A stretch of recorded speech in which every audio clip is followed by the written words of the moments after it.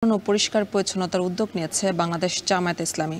City কর্পোরেশনের সঙ্গে সমন্বয় করে বাকলিয়া বিরজা খাল খনন ও পরিষ্কারের মধ্য দিয়ে এই পরিচ্ছন্নতা কর্মসূচির উদ্বোধন হয়েছে। এ নিয়ে বিস্তারিত জানাতে যুক্ত হচ্ছেন কাজী মাহফুজ।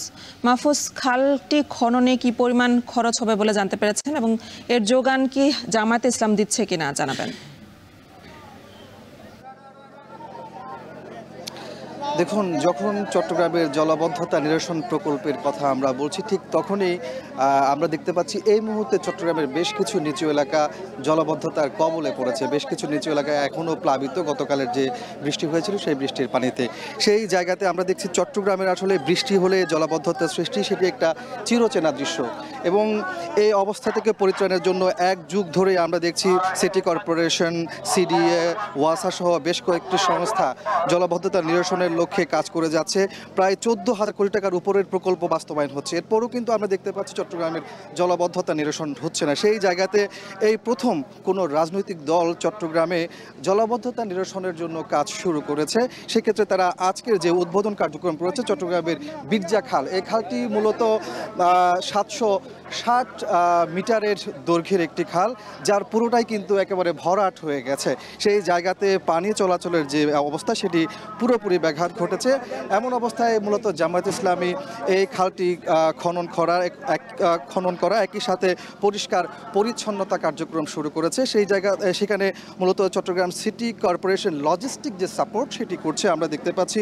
আজকে এই যে একটু আগে উদ্বোধন হয়েছে সেখানে সিটি কর্পোরেশন মেয়রও কিন্তু উপস্থিত হয়েছেন এবং তিনি জানিয়েছেন যে জামায়াত ইসলামের যে একটি উদ্যোগ সামাজিক দায়বদ্ধতা থেকে, সেখানে তারা সব ধরনের সাপোর্ট দিয়ে যাবেন।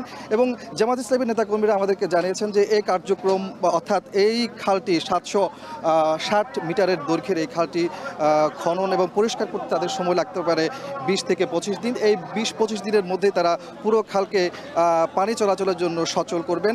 পাশাপাশি এই যে খাল খননের যে কার্যক্রম, সেখানে যে অর্থের প্রয়োজন সেটি জামায়াত ইসলামী পুরোটাই যোগান দেবেন। আমরা যতটুকু জানতে পেরেছি প্রায় 1 কোটি টাকার মতো প্রয়োজন হবে এই পুরো খালটি খনন এবং পরিষ্কার করতে, যেখানে তাদের নেতা কর্মীরা আর্থিক অনুদান দিচ্ছেন এমনটি আমাদেরকে জানিয়েছেন। পাশাপাশি তারা বলছেন যে তাদের নেতাকর্মীরাও এই কার্যক্রমে অংশগ্রহণ করবেন।